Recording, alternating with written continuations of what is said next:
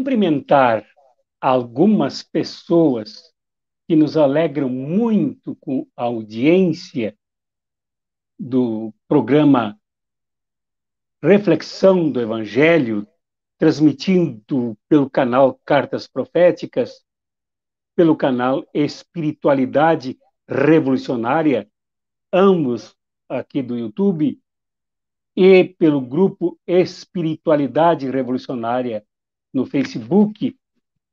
Me deparo com algumas pessoas que mandam mensagens falando do significado da reflexão do Evangelho para suas vidas. Então, ao saudar algumas que nominarei, eu saúdo a todos vocês, a todas vocês. Antônia, as lindas palavras que disse, com referência à reflexão e ao momento que nós vivemos. Brindes em aroma, que se manifesta aqui com gratidão pela nossa reflexão. E Antônio Raimundo Gomes, de Itapitinga, Minas Gerais, que conta aqui num comentário sobre o vídeo da reflexão do Evangelho do domingo passado, sobre a sua atenção ao conteúdo aqui compartilhado na análise do Evangelho dominical e a sua ação generosa em compartilhar isso com os vários ministros e ministras das inúmeras comunidades a partir de Itapitinga, Minas Gerais, pelas quais é responsável. Isso é muito bonito e nos dignifica imensamente, nos emociona com o seu gesto de compartilhar esta nutrição da nossa fé e da consciência de discípulos e discípulas de Jesus. Eu compartilho com vocês o Evangelho deste domingo, dia 28 de agosto de 2022, pedindo que vocês acompanhem na medida em que puderem. Se não puderem acompanhar, abram as suas Bíblias, o Evangelho de Lucas, aqui nesse texto que sinalizo com o card da capa aqui do nosso programa, está aqui. Leio o Evangelho de Jesus Cristo, segundo São Lucas, capítulo 14, do versículo 1, depois do versículo 7º ao versículo 14º, em nome do Pai, do Filho e do Espírito Santo. Amém. Aconteceu que num dia de sábado, Jesus foi comer na casa de um dos chefes dos fariseus. E eles o observavam. Jesus notou como os convidados escolhiam os primeiros lugares. Então contou-lhes uma parábola. Quando tu fores convidado para uma festa de casamento, não ocupes o primeiro lugar. Pode ser que tenha sido convidado alguém mais importante do que tu. E o dono da casa, que convidou os dois, venha te dizer, dá o lugar a ele. Então tu ficarás envergonhado e irás ocupar o último lugar. Mas quando tu fores convidado, vai sentar-te no último lugar. Assim, quando chegar quem te convidou, te dirá, amigo, vem mais para cima. E isto vai ser uma honra para ti, diante de todos os convidados. Porque quem se eleva será humilhado, e quem se humilha será elevado.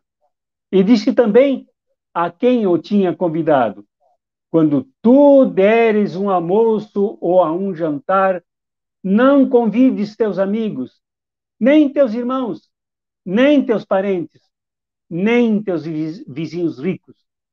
Hoje, esses poderiam também convidar-te, e isto já seria tua recompensa. Pelo contrário, quando deres uma festa, convida os pobres, os aleijados, os coxos, os cegos. Então tu te sentirás feliz, porque eles não te podem retribuir. Tu receberás a recompensa na ressurreição dos justos. Até aqui a leitura do Santo Evangelho para este domingo. Este trecho do Evangelho de São Lucas se encontra num contexto marcado por dramático conflito.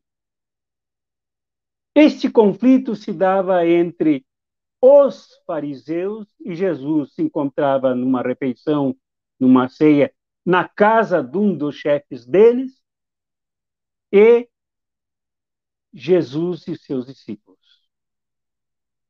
Era um conflito de altas proporções, que não ocorria somente em palavras, mas eram demarcadas atitudes, práticas de pessoas que se orientavam de acordo com suas visões de vida. Portanto, aqui haviam duas observações, digo, e dois sujeitos observadores. O segundo, depois eu volto ao primeiro, o segundo sujeito observador, que já vem desde antes, demonstrando o resultado da sua observação, são os fariseus. Eles eram pessoas que se dedicavam à lei, mas não somente ao estudo da lei. Eles se tornaram uma casta religiosa e política ao ponto de se tornarem mais importantes do que as leis, por serem reconhecidos como pessoas detentoras de muito conhecimento, de muito saber. Como diz o povo, isto lhes subiu à cabeça. Eles se sentiam os maiorais e era assim que se comportavam na relação com aqueles que eles julgavam menores, humildes, sem importância, sem categoria para se afirmarem ao lado deles, se igualarem com ele. Então, por isso, Jesus conta esta parábola, essa metáfora, que é a metáfora do comportamento dos fariseus, mas é a metáfora do comportamento de todas as pessoas que têm esse tipo de postura na sociedade, de todos os tempos. Independente da religião que professam, independente dos dogmas que abraçam, se conduzem desta forma. Antes, os fariseus haviam condenado, vimos isso em capítulos anteriores, Jesus por não lavar as mãos antes das refeições, sequer tomar banho antes das refeições. No fundo, era uma observação que excluía, que condenava, que rebaixava o Jesus pobre de Nazaré, empoeirado nos seus encontros com o povo, com os pescadores, com os camponeses, com os doentes, com as populações dos vilarejos, das estradas, das cidades com quem ele se encontrava. Era observação carregada de juízo, de exclusão e de menosprezo, aquele que era tão amado pelo povo, justamente porque amava profundamente o povo, notadamente os mais humildes, os pobres, os excluídos. Agora, Jesus se encontra numa refeição na casa dos chefes dos fariseus, justamente num sábado. sábado idolatrado, sábado endeusado, sábado feito não para o homem, mas sábado que fazia toda a humanidade ser para o sábado. Ao contrário do que Jesus pensava e como você viu isso, como você vê isso em Marcos. Quando Jesus diz que o sábado foi feito para o homem, não para o sábado, mas para os fariseus, os homens foram feitos para o sábado e deviam obedecer, no fundo, obedecer a eles, os intérpretes da lei, e não a um dia considerado sagrado. Por isso Jesus conta esta parábola. Na parábola há uma distinção de pessoas. Aquelas que se exibem, que gostam dos primeiros lugares, que se sentem bem com os louvores, que não perguntam se esse lugar tem dono, se esse lugar é previsto para alguém, e se adonam e se acham os senhores e senhoras de todos os lugares.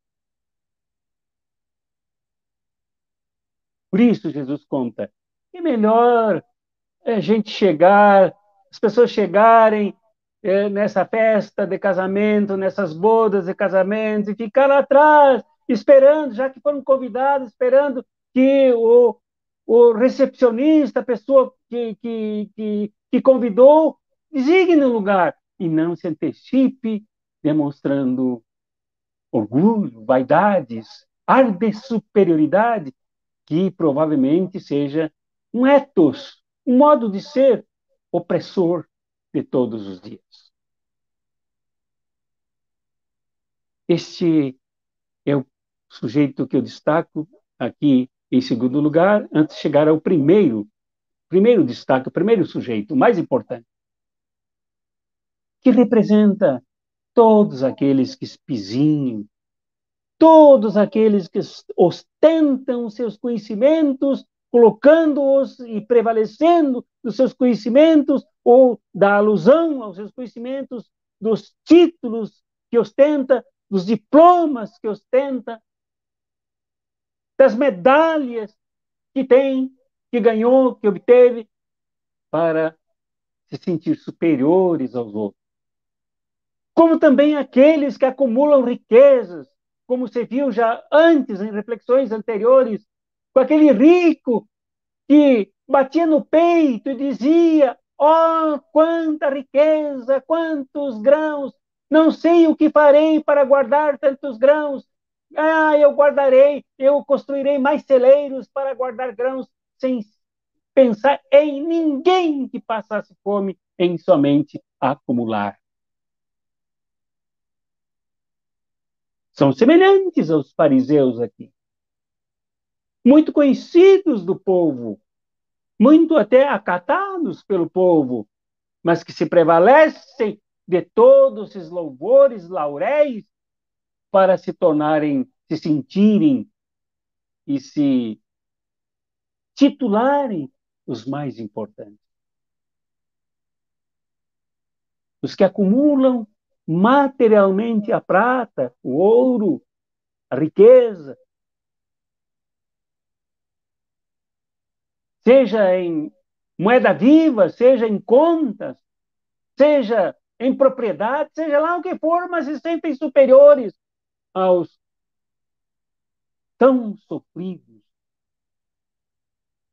que não conseguem sequer participar de uma festa de casamento, ficando atrás, por se sentirem tão humildes e excluídas por estes que se sentem superiores. Então, este ator principal, Jesus, percebe esse teatro, essa dramatização toda pela busca de lugares e aponta quem não está na festa, quem não é visibilizado na festa, quem não é visibilizado no cotidiano, quem não é visto todos os dias por esses que aí buscam os primeiros lugares, as exaltações. Ele diz, ensina ao chefe dos fariseus que o convidou, como ensina também aos seus discípulos e discípulas que deveria convidar os doentes, leiamos aqui literalmente, os doentes, disse também, não convides os teus amigos, né? Não busque só recompensa, pelo contrário, quando deres uma festa, convida os pobres, os aleijados, os coxos, os cegos. Então tu serás feliz, feliz, porque eles não te podem retribuir. Não há negociação para esses que se voltam para os mais pobres ao ponto de se sentirem empobrecidos sem visão, empobrecidos sem escutar, empobrecidos sem caminhar, empobrecidos sem a vitalidade da saúde, empobrecidos sem a participação na sociedade. Estes invisíveis são os que Jesus recomenda sejam os receptores da grandiosa festa, do grandioso banquete messiânico, do reino que ele veio trazer, do almoço permanente que ele veio trazer, da janta permanente que ele veio trazer, para que não haja fome, não haja miséria, como ele ensinou no Pai Nosso, nos primeiros versículos do capítulo 11, como já vimos. Ali, Jesus estende o banquete do Messias para esses aqui mencionados, que deveriam ser os convidados, sempre, e não os privilegiados, que depois se rendem em retribuições, em balcões de negócios, em trocas, em privilégios partilhados, compartilhados, em orçamentos secretos ou não secretos. Ou, como disse o presidente atual do Brasil, que disse que nunca perguntou aos seus seguidores se alguém já viu alguém pedindo pão. E o padre Júlio Lancelotti disse: eu vejo todos os dias e trabalho com milhões dos que passam fome. Então, esse banquete do Messias, testemunhado por documentos de Qumran descobertos recentemente em tulhas de barro, de argila, já rezavam esses documentos que as pessoas dotadas de defeitos nos pés, nas mãos, nos olhos, nos ouvidos, não eram dignas de participar do banquete do Messias. Os fariseus, então, tinham isso como princípio. Excluir era o seu princípio. Excluir era a sua verdade. Excluir era o seu comportamento. O excluir era a sua conduta injusta. No banquete do Messias, Jesus de Nazaré, Jesus palestino, Jesus desta caminhada, Jesus deste encontro com o chefe dos fariseus, o banquete deste Jesus é permanente, deve ser estendido para os pobres. E o que Lucas disse que Jesus falou para os fariseus, para o chefe dos fariseus, também falou para os seus discípulos e discípulas. De que deveria ser oferecido este banquete para aqueles que não podem retribuir, porque não têm com que retribuir. mas podem receber porque têm muita necessidade a ser suprida. Este é o banquete do Messias. Nós aprendemos com ele, com o nosso Messias, com o nosso Jesus, com o nosso libertador, com o nosso Salvador, que o nosso lugar como seguidores dele não é nem ao lado dos poderosos, dos fariseus que excluem e buscam os primeiros lugares sob exaltação e aplausos.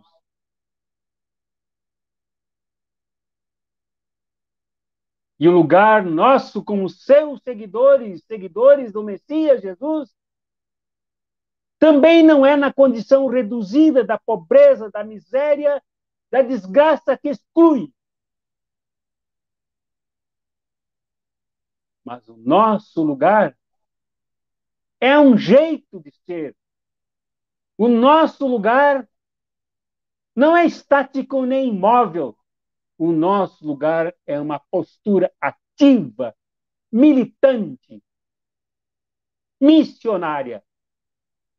O lugar dos que servem. Que não é nem entre os opulentos e a opulência, e nem fechando os olhos para a miséria daqueles que são rebaixados à condição de quem consome lixo para sobreviver. O nosso lugar é como quem serve. Servir, estender as mãos é o nosso gesto. Abrir os olhos, mesmo que não enxerguemos direito, é a nossa atitude como discípulos e discípulas de Jesus para enxergarmos aqueles que Jesus apontou que deveriam ser convidados para o banquete do Messias. O nosso lugar nos pede que escutemos o grito e o gemido daqueles que não são vistos por quem disse que nunca viu ninguém pedindo pão. Até porque não vai ao encontro dos que pedem pão, como irá ao encontro dos que pedem pão andando cercado de motos pelas capitais e cidades do Brasil.